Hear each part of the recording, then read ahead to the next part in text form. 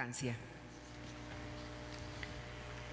Moderando, Rodrigo Meneses, profesor investigador titular de la División de Estudios Jurídicos del Centro de Investigación y Docencia Económica CIDE. El Sistema Nacional de Investigadores lo reconoce como investigador nacional nivel 1.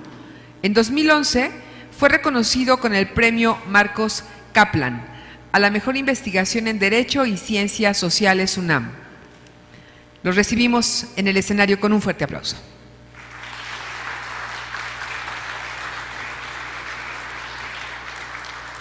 Muchas gracias, buenas tardes a todos. Bueno, este panel es sumamente difícil porque es la única cosa que está entre nosotros y la comida, pero tengo el enorme gusto de presentarles a dos colegas que han trabajado en los debates de punta en los temas urbanos. Llevamos 2 días, ya este es el segundo día, reflexionando a fondo sobre el papel que tienen las variables, los indicadores de bienestar subjetivo y todas estas variables suaves que no son estrictamente materiales, que se asocian con lo que realmente le importa al ciudadano y lo que realmente tendrían que poder producir o promover los gobiernos. Es decir, la mejora en la calidad de vida, la mejora en los indicadores de bienestar subjetivo y que realmente el individuo se ponga al centro de los esfuerzos del desarrollo. Como ustedes saben, prácticamente 80% de la población del mundo de América Latina habita en ciudades.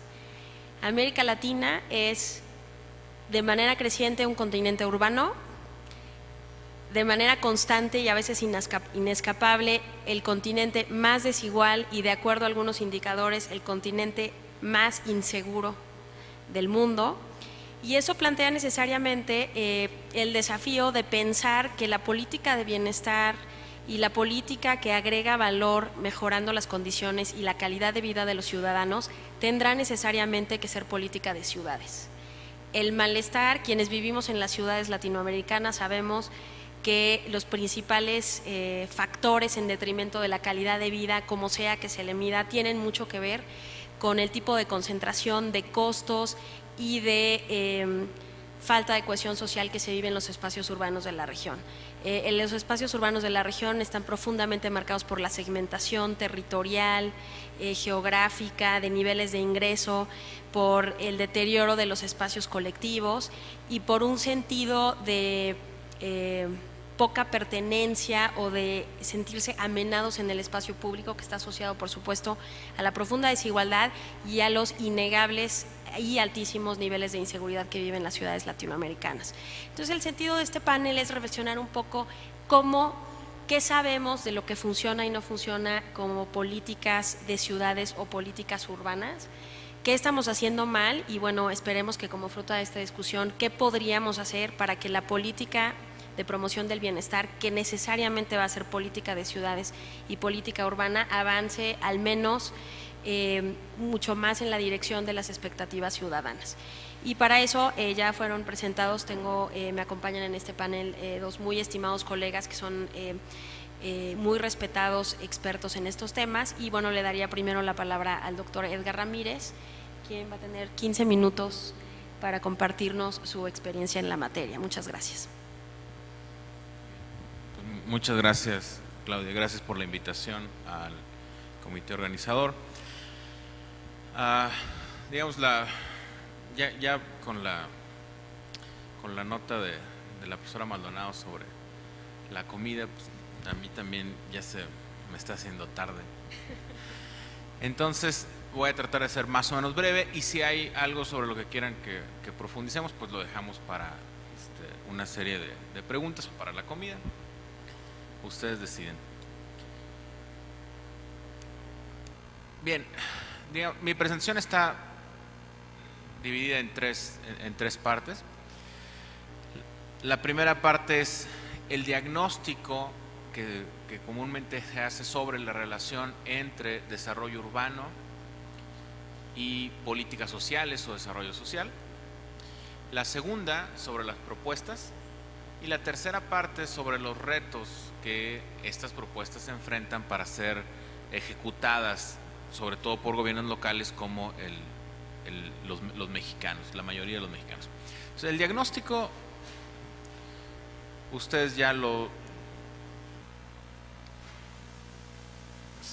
saben más o menos bien, y es que si pensamos en las crisis que ha enfrentado la sociedad moderna, las crisis sociales, todas estas han sido crisis de desarrollo urbano, han sido originadas en procesos de urbanización muy rápidos. La primera gran crisis social y urbana fue la de sanidad en el siglo XVII. Después, en el siglo XIX, surge una crisis con el desarrollo industrial de pobreza y desigualdad. Y en el siglo XX, esta crisis, digamos, más o menos continúa a principios del siglo XX, y hoy, en esta parte del siglo XXI, continuamos con una crisis que dejamos pendiente desde finales del siglo XX, que es la del medio ambiente y el uso de los recursos públicos. Lo que voy a tratar de destacar es que estas crisis están asociadas necesariamente al desarrollo urbano. Y ustedes ya lo saben, seguramente se ha mencionado múltiples veces que, por ejemplo, para el año 2030 esperamos que el 72% de la población del mundo sea urbana. Entonces vamos a ser un planeta urbano y vamos a ser un país urbano. Pero ¿qué pasa con esta urbanización que ocurre a la velocidad que está ocurriendo? Bueno,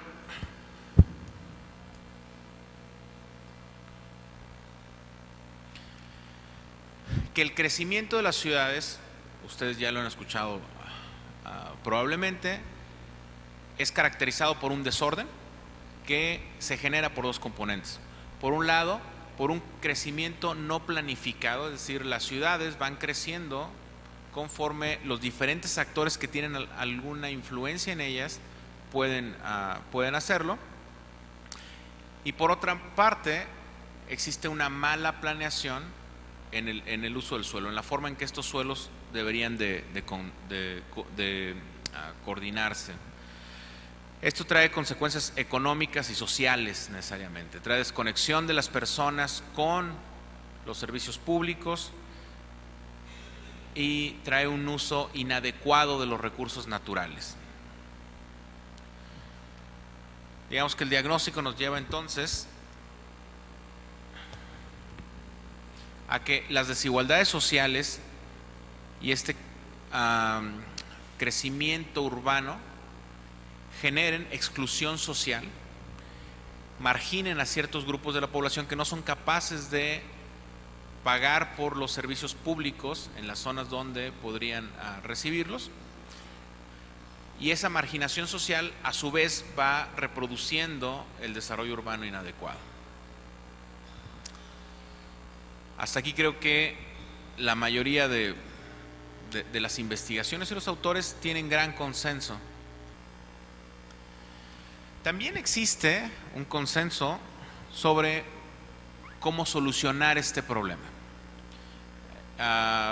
Quizá uno de los más populares es el nuevo urbanismo, que sugiere que es necesario revitalizar centros urbanos, es necesario traer otra vez gente a vivir a las ciudades, en lugar de que vayan y vivan en lugares donde se tiene que construir la infraestructura o tiene que construirse infraestructura nueva.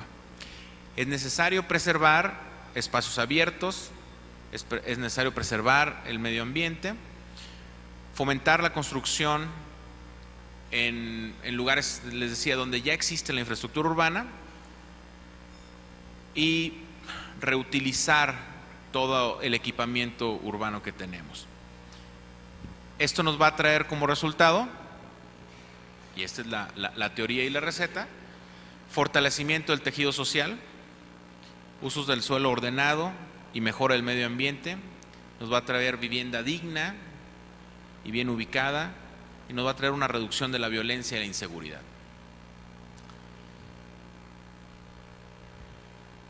Este es el círculo virtuoso que se buscaría crear con este tipo de desarrollo urbano. Tenemos por una parte vivienda digna, con inclusión social, con zonificación estratégica, acceso a servicios públicos, regulación de la propiedad y usos del suelo mixtos.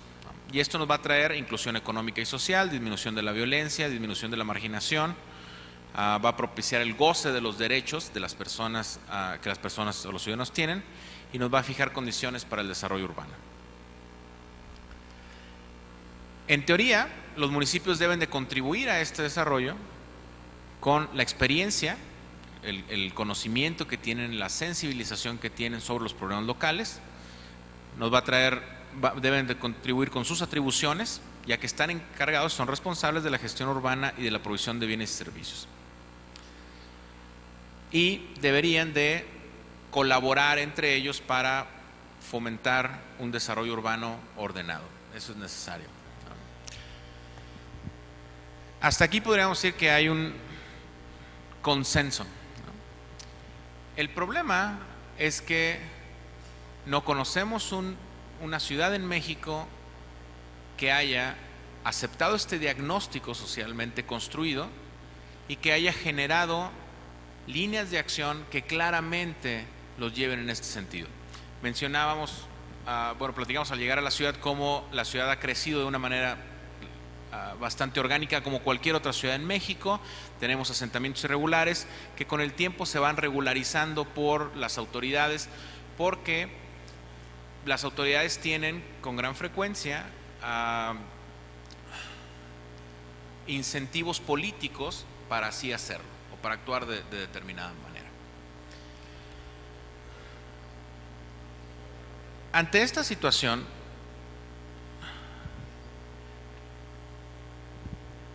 ya me estoy.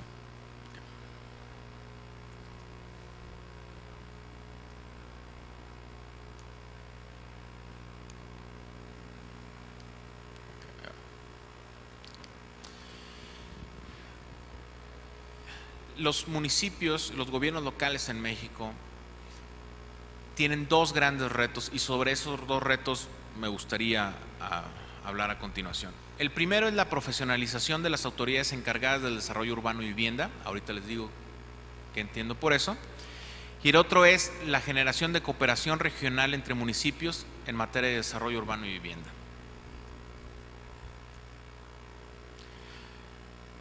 Recuerdan que les mencionaba que las crisis sociales han sido crisis urbanas en el mundo.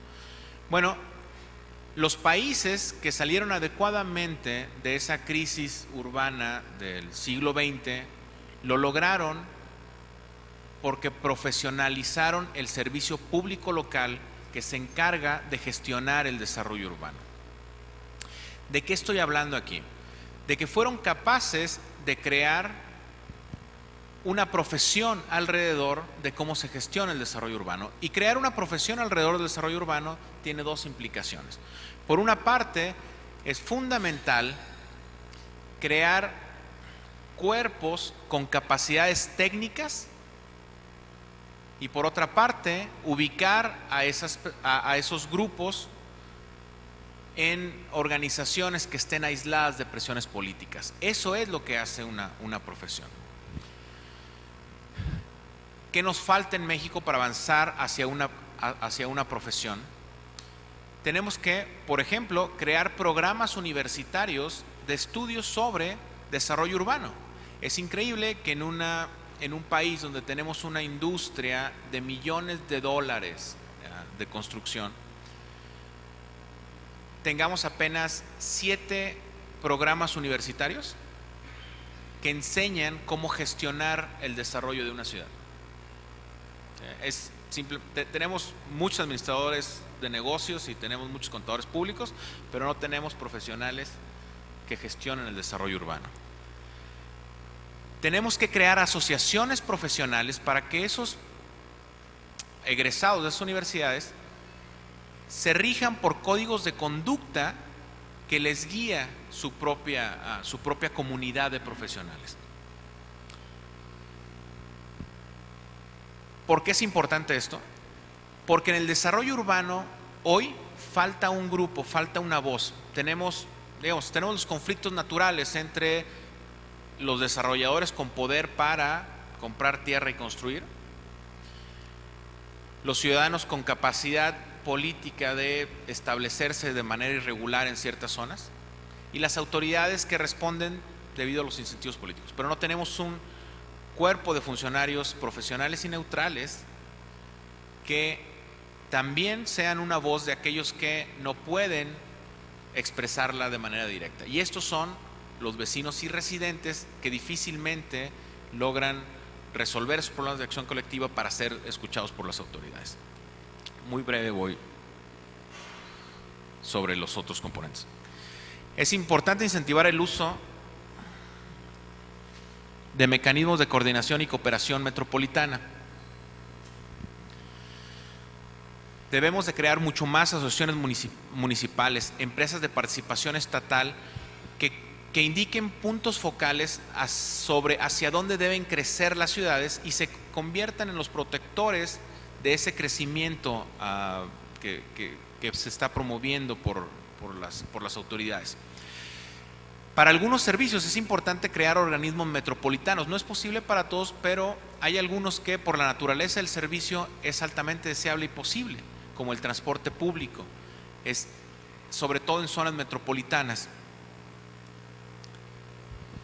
Es importante promover la creación de agencias locales de gestión de desarrollo urbano. Es decir, hasta hoy hemos sido más o menos exitosos en crear institutos de planeación, pero el instituto de planeación te dice cómo debes de crecer, pero no tenemos quien gestione y sea el policía de que ese plan sea respetado, ¿no? Hasta hoy las autoridades, ya dijimos, tienen incentivos para no responder a ese plan, sino responder a sus carreras políticas. Entonces necesitamos de este tipo de agencias de desarrollo urbano que den los permisos y vigilen que los planes se respeten.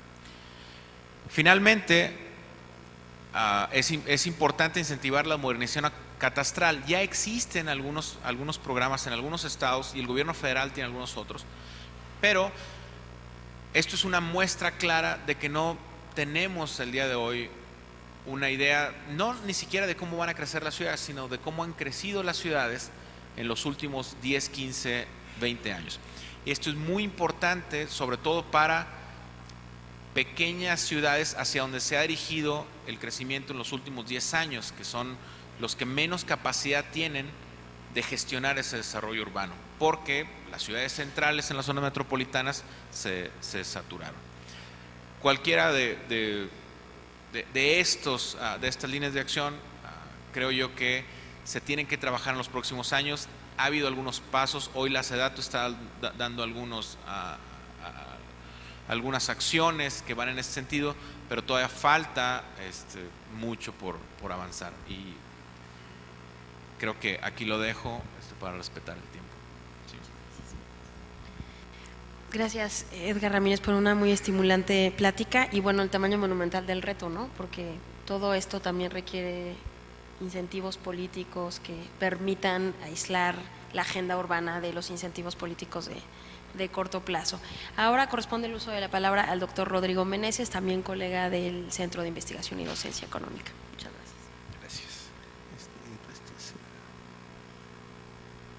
Que no sé muy bien cómo cambiar esto. Ups.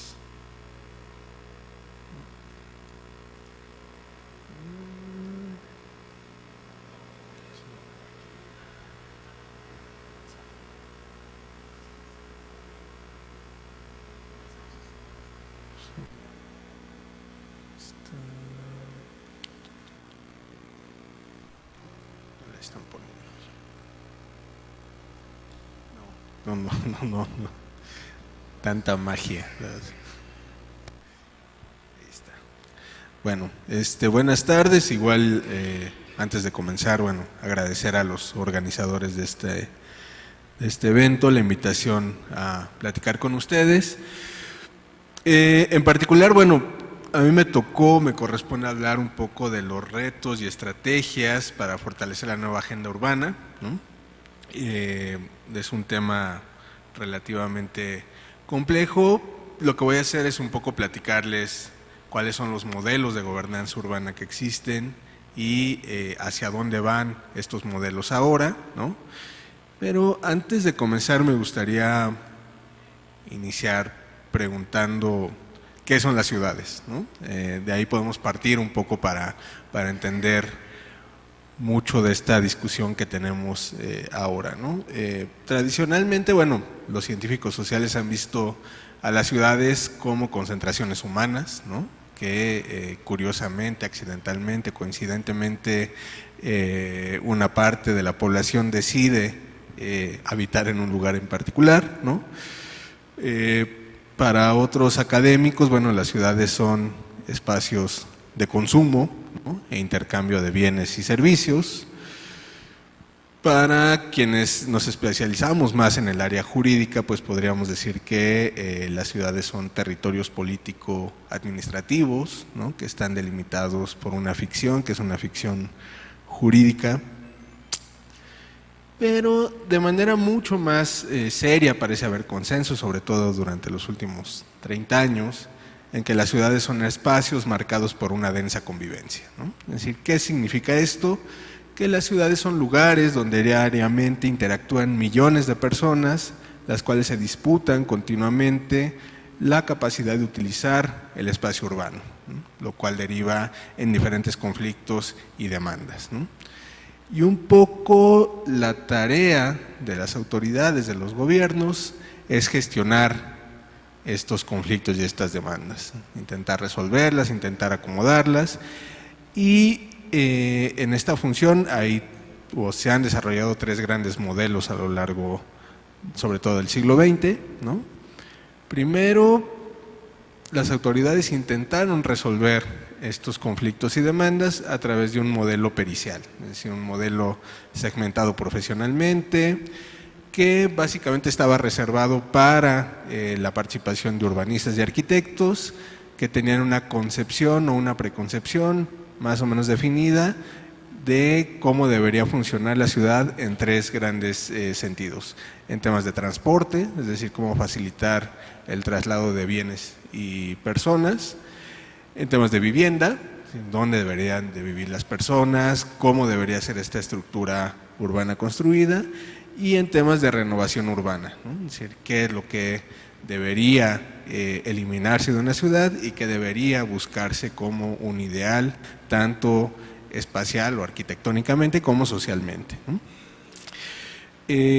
Claramente, bueno, este modelo segmentado profesionalmente, poco a poco comenzó a ser desplazado por un modelo mucho más gerencial, ¿no?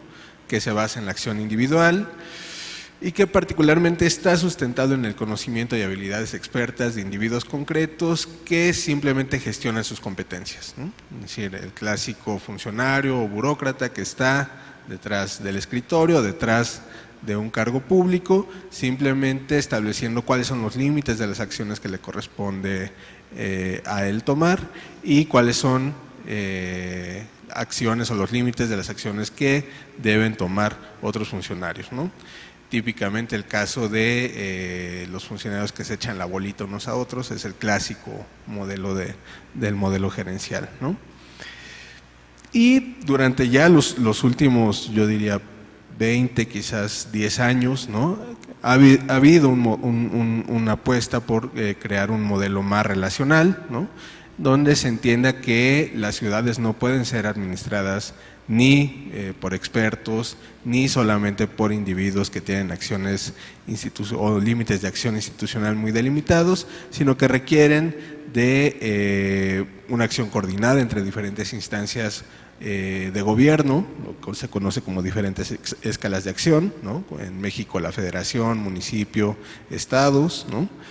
Que requieren también de la participación de la comunidad y que reconocen también un par de aspectos que son centrales, que son las dimensiones temporales y espaciales de la administración pública, ¿no?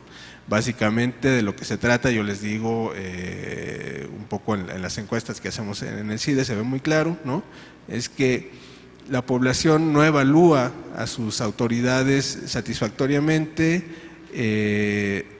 simplemente por conocerlas o por pertenecer a un partido político en particular, sino principalmente porque las calles están limpias, porque las calles están iluminadas, ¿no? Es decir, en la medida en que las autoridades urbanas entienden que la dotación de servicios públicos es un elemento fundamental para la vida cotidiana, para garantizar un bienestar en la vida cotidiana de la población, es como se puede incentivar mucho la participación de la comunidad y entonces comenzar a involucrar a diferentes actores en la toma de decisiones, ¿no?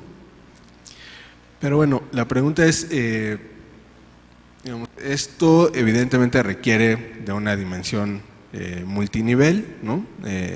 Lo que ya decíamos de las diferentes escalas de acción gubernamental, pero también reconocer que deben participar diferentes escalas institucionales de acción, ¿no? Es decir, las ciudades no solo son espacios que concentran o que requieren educación o trabajo, sino también salud, seguridad pública, ¿no? Y en la medida en que logren interactuar todos estos sectores será posible generar procesos mucho más sólidos y virtuosos en algún momento, y también diferentes escalas de acción social, ¿no? Que deben pasar tanto por autoridades como por habitantes, como por líderes comunitarios, ¿no? Un poco piensen en uno de los grandes ejemplos de este tipo de iniciativas que están basadas en este tipo de modelos, es el programa de Todos Somos Juárez, por ejemplo, ¿no? Que más allá de los resultados que haya obtenido y de la, digamos, del proceso de implementación complejo que requirió, estaba sustentado en esta idea, ¿no? En involucrar a diferentes actores con diferentes funciones para lograr un objetivo concreto que era mejorar las condiciones de seguridad en Ciudad Juárez, ¿no? Y bueno, básicamente este tipo de modelos requieren de una participación o de reconocer una participación política plural, ¿no? Que pasa por democratizar la toma de decisiones, ¿no? Es decir, ya no es la facultad de un experto que está detrás de su escritorio o en un cubículo en una universidad, sino que también es facultad, digamos, de la población en general, el poder participar en las decisiones de qué ciudad queremos, cómo queremos organizarla, dónde queremos vivir, ¿no? Evidentemente esto sirve no solo para documentar el diseño de las políticas públicas, ¿no? Es decir, al final los expertos de las ciudades son los habitantes de las ciudades, ¿no? La ciudad no es nada más sino aquello que desea que sean sus habitantes, ¿no? Y también permite dar seguimiento a la implementación de dichas políticas, ¿no? En la medida en que involucramos a la población, no solo es posible conocer los problemas reales a nivel local de una ciudad o de un polígono concreto, sino también mantenerlos interesados en el seguimiento de las políticas que se emplean para su mejora, ¿no? Otro de los grandes temas de esta dimensión, digamos, más plural de la administración urbana tiene que ver con la inversión pública, ¿no? Tradicionalmente o durante muchos años se implementó un proceso de, digamos, retirada del Estado o de privatización de ciertos servicios o de salida, digamos, de la administración pública en la administración de las ciudades, ¿no? Esto de alguna manera trajo un abandono tanto de los servicios públicos como de, digamos, una ausencia del Estado, ¿no?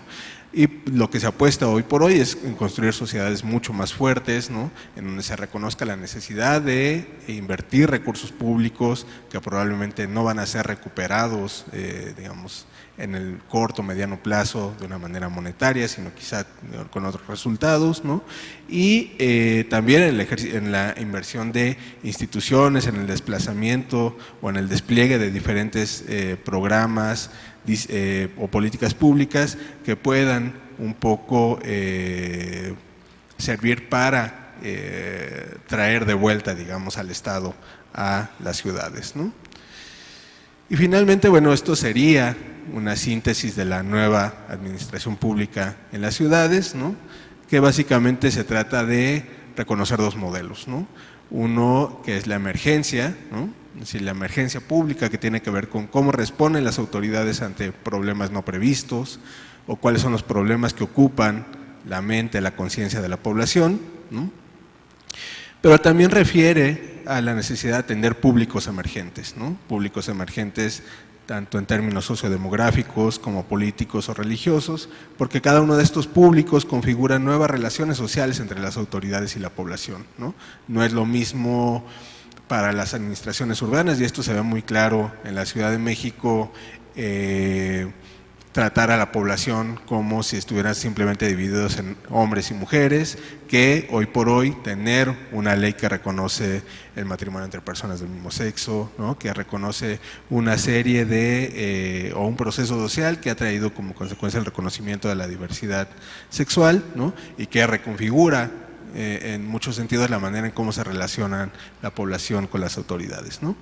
Y la segunda etapa o el segundo elemento de esta nueva administración urbana es un tema que se menciona mucho, pero pocas veces hablamos seriamente de él, que es la resiliencia, ¿no? Es decir, el pasar de estas soluciones emergentes a procesos mucho más amplios de regeneración urbana, en donde lo que está en juego es la capacidad tanto de las autoridades como de la población de identificar los factores que facilitan la respuesta y adaptación comunitaria a procesos traumáticos o no esperados, ¿no? Un caso ejemplificativo es lo que ha pasado en los últimos años en México, ¿no? Es una escalada de violencia sin precedentes, ¿no? Que de alguna manera afecta la vida cotidiana de la población y que en algún sentido tanto las autoridades como la población están obligados a identificar esos factores que nos permitan adaptarnos a esos procesos y salir adelante, ¿no? Entonces, este es, digamos, un panorama muy esquemático de los retos, límites, alcances de la nueva administración o de la nueva agenda urbana, ¿no? Entonces yo lo dejaría por aquí respetando el tiempo y pasaríamos con la doctora Maldonado. Muchas gracias. Bueno, creo que el doctor Edgar Ramírez empezó con una nota de poco de amenaza, ¿no? Las grandes crisis sociales son crisis de ciudades y son crisis urbanas. Y hay, me atrevo a plantearles como hipótesis, una preocupación compartida por el deterioro de los espacios institucionales y de la capacidad de prestación de servicios y de respuesta a las demandas ciudadanas del ámbito urbano, pero hay dos salidas, quizá complementarias, quizá contradictorias. Edgar Ramírez apuesta a la profesionalización de la ciudad y Rodrigo Meneses nos plantea la idea de la democratización de la ciudad. Quizá estamos hablando de un debate entre cómo se salva el espacio urbano, democratizándolo o repolitizando, movilizando a la ciudad, o se salva el espacio urbano precisamente haciendo lo contrario, despolitizando a la ciudad para permitir que un horizonte temporal de más largo plazo guíe lo que parecería ser un desarrollo errático y conflictivo casi por naturaleza. Yo creo que nos traen estas dos hipótesis para reflexionar. Retomo esta preocupación no solo mexicana, sino regional. La política de bienestar va a tener que ser política de espacio urbano, sí o sí. La política de restauración del tejido social básico que afecta muchísimo la cohesión y los niveles de seguridad de nuestros países tendrá que ser política de espacio urbano. Y la pregunta abierta que les planteo a mis compañeros y por supuesto al público es si estamos en un debate entre movilizar a la ciudad o despolitizar a la ciudad. Y me atrevo a plantear una nota quizá de, no sé si de escepticismo o de preocupación, que tiene que ver con que particularmente en las ciudades los costos de participación política y de involucramiento comunitario son o parecen más altos. Lo digo esto como habitante de la invivible Ciudad de México. Parecería que para el ciudadano estas barreras de participación son más altas por los costos de transporte, por las distancias que se recorren entre el trabajo y la casa, por jornadas laborales particularmente extenuantes, porque la vida en las ciudades es muy cara y por lo tanto involucra mayor participación laboral de todos los miembros del hogar, etcétera, etcétera. Entonces no sé si eso captura con justicia el planteamiento que traen. Me gustaría en primer lugar que reaccionaran un poco a este planteamiento y sin duda abrir el espacio para que discutamos con el público. Bien,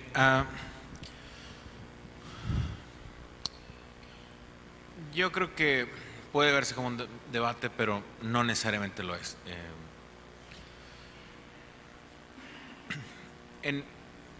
Digamos que en el momento y en la forma que se gestiona hoy el desarrollo urbano en México, no tenemos, perdón. Bueno, yo no creo que sea un debate, sino que son dos niveles de acción de un mismo proceso, ¿no? Es decir, por un lado, la idea de profesionalizar a los operadores o a los tomadores de decisiones o a los administradores urbanos, yo creo que es necesario, ¿no? Me parece que en muchos sentidos, hoy por hoy falta o hay una ausencia, hay un vacío de un conocimiento experto, profesional, ¿no? Que pueda articular la toma de decisiones, que pueda documentarlas, que pueda hacerlo de una manera mucho más sistemática, de una manera mucho más a largo plazo, ¿no? Y creo que ese conocimiento experto, ese conocimiento profesional o profesionalizado, también es necesario para darle coherencia y articular la participación democrática, digamos, de la población, ¿no? Es decir, sin esa capacidad de sistematizar lo que dice la población, de encontrar soluciones a sus problemas, de acompañar a las comunidades en los procesos de toma de decisiones que van a afectar sus propias vidas, es imposible que funcione alguno de los dos modelos, ¿no? Creo que, por ejemplo, en la Ciudad de México es algo muy claro, ¿no? Se ha creado instituciones democráticas, digamos, para facilitar o incentivar la participación de la población, como los comités vecinales, el presupuesto participativo, etcétera, ¿no? Pero son iniciativas que no tienen esta otra dosis por parte de la administración pública, es decir, que no tienen expertos capaces de poder articular esos ejercicios, de poderles darles coherencia, de poder articular una red de comités vecinales o de presupuestos en toda la ciudad y que terminan por debilitar estas iniciativas, ¿no? Por hacerlas como inservibles, inútiles, ineficaces, ineficientes, ¿no? Ese es un poco lo que yo creo que ese es un poco el debate donde debería de ir. Bien, pues ahora sí, me funcionó el truco. Con Rodrigo estoy completamente de acuerdo. Es decir, lo que ocurre es que en este momento estamos en una situación donde no existen profesionales y la participación es completamente desarticulada. Entonces, los profesionales deberían contribuir a articular esa participación social de manera que sea más productiva. Es decir, nadie niega que los ciudadanos saben qué es lo que les conviene. El problema es que muchas veces los ciudadanos no saben cómo conseguir eso que les conviene y cómo llegar hacia eso que les conviene.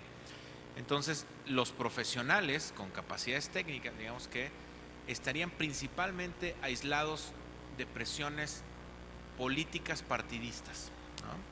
Sin embargo, tienen una obligación de ser responsivos a aquellos ciudadanos a los que sirven. De hecho, un administrador público profesional en muchas ocasiones se convierte en la voz de aquellos que no tienen voz en el proceso político que nos da la democracia representativa, ¿no? Entonces el administrador público, digamos, es neutral en la medida de lo posible, pero en la medida de lo posible también va ahí introduciendo ciertos sesgos, pero a partir, y esto era muy importante, de su conocimiento técnico y de los valores que la comunidad de profesionales comparte. Es decir, la comunidad de profesionales comparte la idea de qué es un desarrollo urbano ordenado.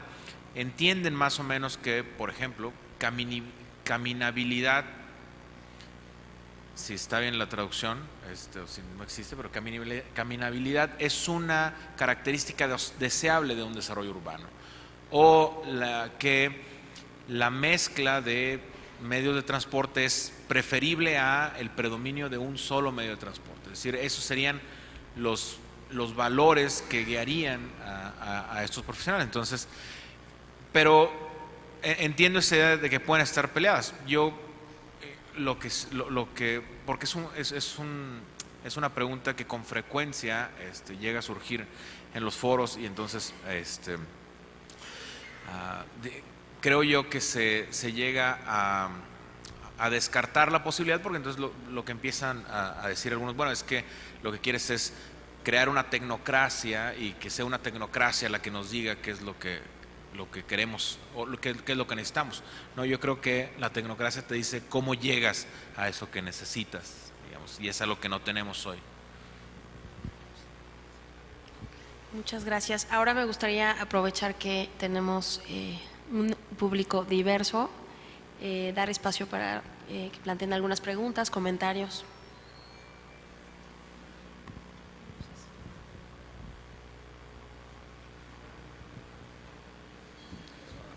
Están por aquí un par de personas con preguntas. Gracias.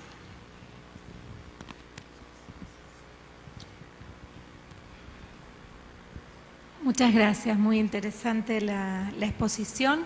Yo soy Mónica Bifarello de Argentina, de una provincia, Santa Fe. Trabajo en este momento en un área de desarrollo social, pero muchos años en áreas de planificación estratégica urbana. Entonces es una gran preocupación cómo unir ambas cosas, ¿no?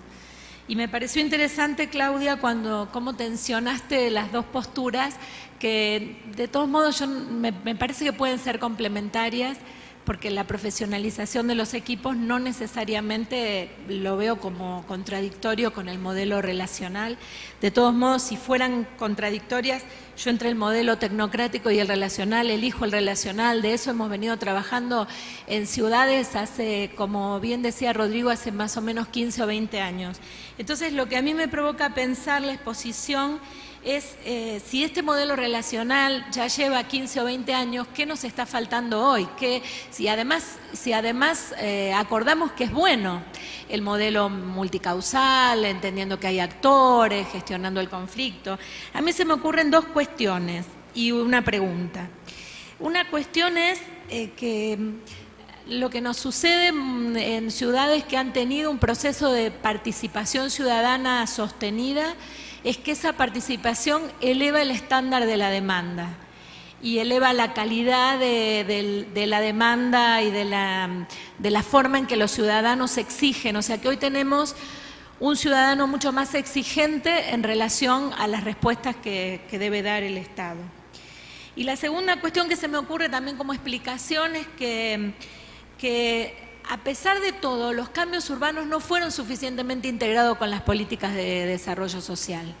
Que a pesar de que lo decimos como una unidad, en la práctica lo seguimos sosteniendo como dos políticas sectoriales que van en paralelo, no confluyen. Entonces mi pregunta iba en ese sentido, si se les ocurre, si nos pueden aportar sugerencias de cómo vincular mejor las políticas de desarrollo urbano con las políticas de bienestar social, si tiene que ver con la forma en que diseñamos, con la forma en que evaluamos, si tiene que ver con la forma en cómo comunicamos. Bueno, puede ser una reflexión también compartida. Gracias.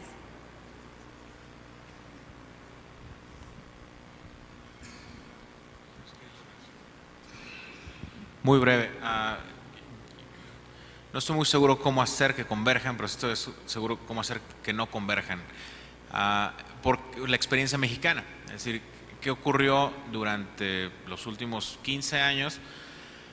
Que se creó la Secretaría de Desarrollo Social, donde se atrajo la responsabilidad de gestionar el desarrollo urbano en una subsecretaría.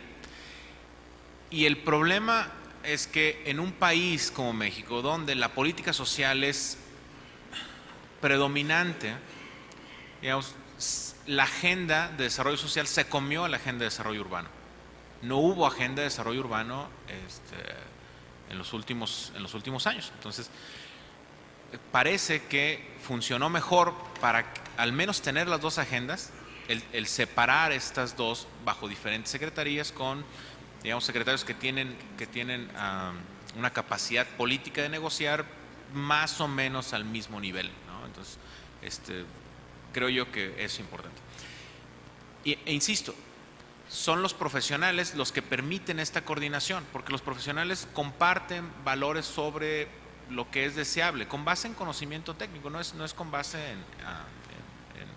en ocurrencias, ¿no? ¿Qué es lo que ocurre cuando no tienes a los profesionales? De hecho, estoy seguro que tu capacidad de haber desarrollado un programa de participación como el que leímos y que fue premiado, fue gracias a que eres una profesional, ¿sí?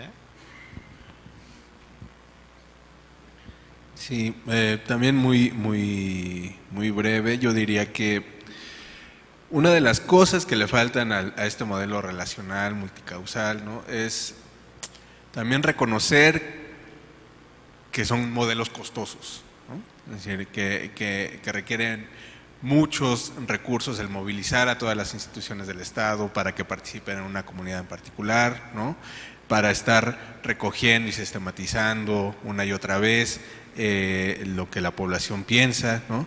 Y a veces los resultados no son inmediatos, o en muchas ocasiones no son inmediatos, ¿no? Es decir, son procesos a mediano o largo plazo, ¿no? Y en ocasiones también las autoridades que los implementan no tienen claro cuál es el objetivo que quieren conseguir, ¿no? Pueden decir disminuir el homicidio en 3%, eso es mucho, eso es poco, no sabemos, ¿no? Es decir, quizá lo que estamos buscando es algo más, ¿no? Quizá lo que estamos buscando es un mayor nivel de cohesión o de solidaridad social, ¿no? Quizá lo que estamos buscando es construir una comunidad mucho más fuerte, que no desconfíe de sus vecinos, qué sé yo, ¿no? Es decir, creo que eso es lo que falta en muchos sentidos. En el caso particular de México, yo diría, conozco algunas iniciativas en América Latina muy similares, ¿no? Lo que también falla mucho es el proceso de implementación, ¿no? Es decir, la idea de que antes de llegar a la comunidad, pues es necesario levantar una línea base, saber sobre qué vamos a trabajar, ¿no?, y evaluar sistemáticamente los avances, ¿no?, sobre esa referencia que teníamos, ¿no? La mayor parte de las autoridades, cuando implementan este tipo de iniciativas, pues lo hacen ante una emergencia, ¿no?, ante un proceso de protesta social, ante un proceso de movilización social, ante un proceso de crisis social, y llegan a querer hacer algo sin saber exactamente en dónde van a empezar, ¿no? Entonces, ahí eso es muy difícil saber hacia dónde vamos, porque al final de lo que se trata pareciera es de invertir dinero en algo que no sabemos hacia dónde está yendo, ¿no? Muchas gracias. ¿Hay una pregunta adicional? Sí, me parece que el tema urbano da para mucho. Aquí ha sido una presentación breve, resumida, muy concreta sobre esos posicionamientos. Sin embargo, yo creo que no se abordó el tema de la sustentabilidad desde el punto de vista ambiental, que también es, creo yo, relevante, porque tiene que ver con esta contradicción que yo creo que quedó también en el aire, esta contradicción campo-ciudad o zonas urbanas y zonas rurales, pero desde luego que el fenómeno urbano está causando gran conmoción a nivel nacional y a nivel internacional, porque en este momento 2/3 partes de la población en México ya es urbana y se concentra en zonas metropolitanas. Simplemente en el Valle de México tenemos más de 20 millones, pero no estamos, digamos, analizando la otra parte donde justamente se dan las contradicciones, como alguna vez la analizó en Francia, Febré, en el sentido de esta contradicción, que justamente estas crisis, que ustedes le llamaron, que todas las crisis sociales han sido urbanas, sí, han sido urbanas, pero de las sociedades industriales, no de todas las sociedades, ¿no? Entonces, ese es un tema. El otro tema es el de la exclusión social, ¿no? Tampoco se analizó, porque tiene que ver con toda la pobreza urbana, que desde luego nos ha ayudado mucho en ese trabajo el Coneval, porque nos ha ayudado a saber identificar a nivel de AGEPS y todo este trabajo que realiza, dónde se está concentrando la pobreza urbana, y que seguramente son las poblaciones que proveen de la mano de obra barata a las ciudades. Sin embargo, las riquezas se siguen concentrando justamente en estos medios urbanos, precisamente tal vez por esto que comentaron, lo dejaron brevemente esbozado, por este darwinismo social de exclusión y de sobrevivencia del más fuerte. Entonces son esos tres temas, el de sustentabilidad, el de exclusión y marginación urbana y el de las crisis sociales, en las sociedades industriales. Gracias.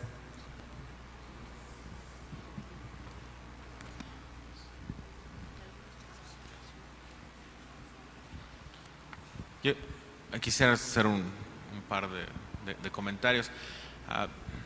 De hecho, el término de sustentabilidad es un término que cada vez me gusta menos, porque cada vez significa más cosas y lo que significa todo significa nada, ¿no? Entonces, pero tomo la parte de protección del medio ambiente, ¿no?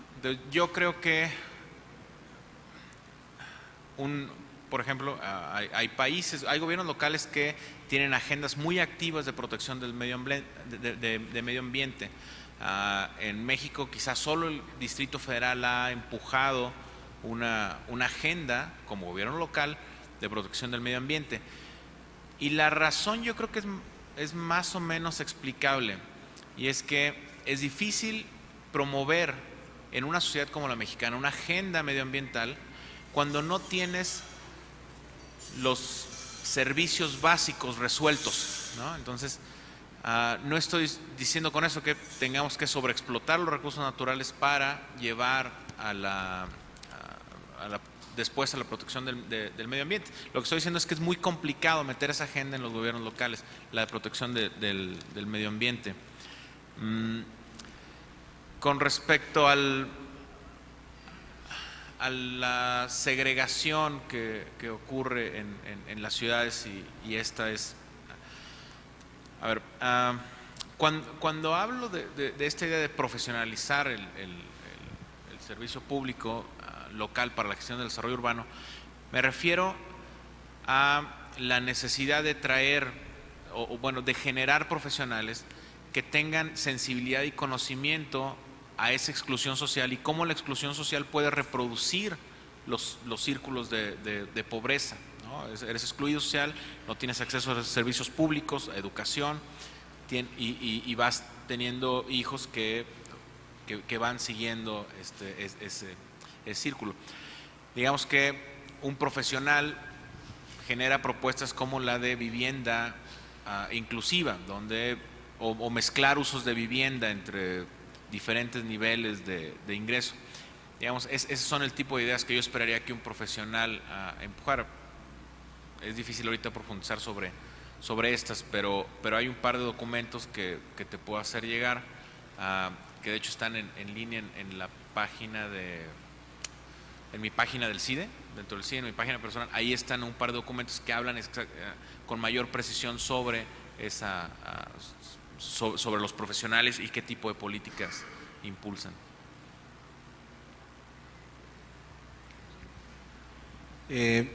Yo, digamos, la impresión que tengo, y esta es una de las hipótesis que me parece que se han empezado a trabajar también durante los últimos 5 o 10 años en América Latina, es que en muchos sentidos el discurso de la sustentabilidad, entendido, digamos, desde la parte amistosa con el medio ambiente, ¿no?, se opone en muchos sentidos a el discurso de la exclusión social, ¿no? Es decir,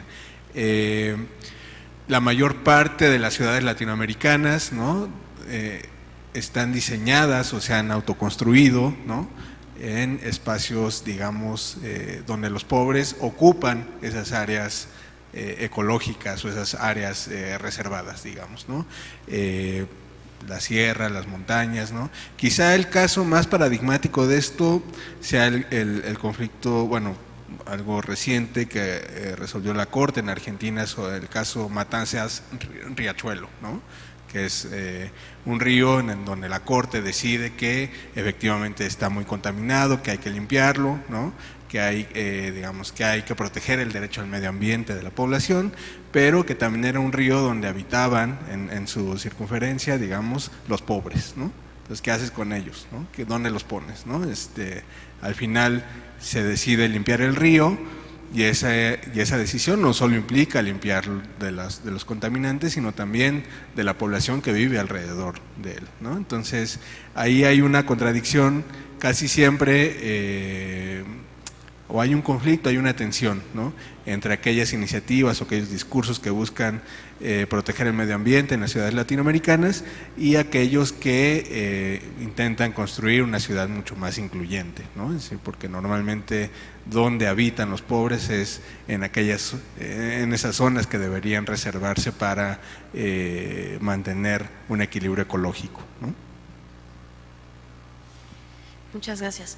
Bueno, creo que desafortunadamente no tenemos tiempo para discutir a profundidad muchos de estos temas. Me quedo con un par de cosas que me parecieron muy estimulantes en la interacción con ustedes. Uno, desde la perspectiva de la discusión que hemos tenido estos días. El tema del bienestar subjetivo como ancla de las políticas públicas y la preocupación de que el origen o la ausencia de este bienestar subjetivo va a estar eminentemente en las ciudades, en relación a una posible tensión entre el espacio urbano como un espacio capaz de satisfacer las necesidades materiales de la población, vis-a-vis un espacio urbano con un modelo de gobernanza que permita satisfacer las expectativas no siempre materiales de la población, que tienen mucho que ver con el comentario de Mónica. Las ciudades movilizadas que se transforman eventualmente son ciudades insatisfechas porque avanza el universo de expectativas de manera exponencial, al menos en relación a la capacidad de respuesta.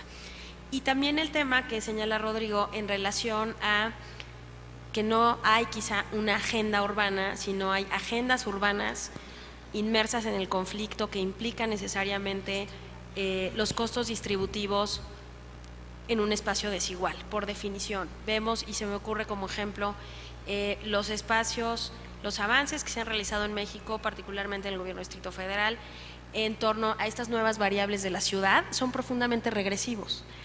Todavía el derecho a la ciudad tiene código postal, por decirlo de manera coloquial. ¿Qué significa eso? Que los espacios urbanos en los que hemos logrado reformar a la ciudad y hacerla caminable y rescatar los espacios públicos a veces no son en donde están concentradas las carencias materiales, la necesidad de atención y los riesgos potenciales en términos de inseguridad, de disolución del espacio colectivo, etcétera, etcétera, ¿no?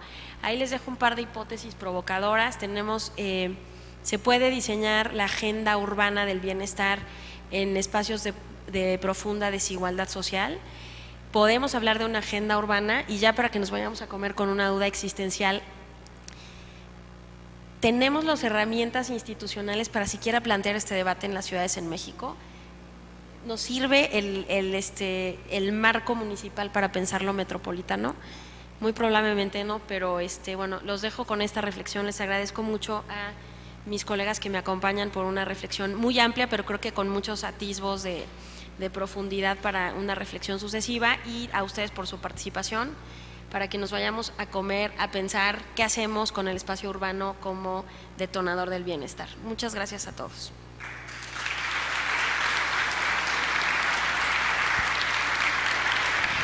Bueno, pues muchísimas gracias. Estamos cerrando así las actividades de la mañana. En este momento la doctora Claudia Maldonado hará entrega de reconocimiento y presente al doctor Edgar Ramírez de la Cruz y con mucho gusto a Rodrigo Meneses, profesor investigador. Muchísimas felicidades, su aporte sin duda muy valioso para este foro. Y vamos a continuación a abrir un espacio para que todo el mundo se relaje, respire profundo y disfrute los alimentos. ¡Buen provecho!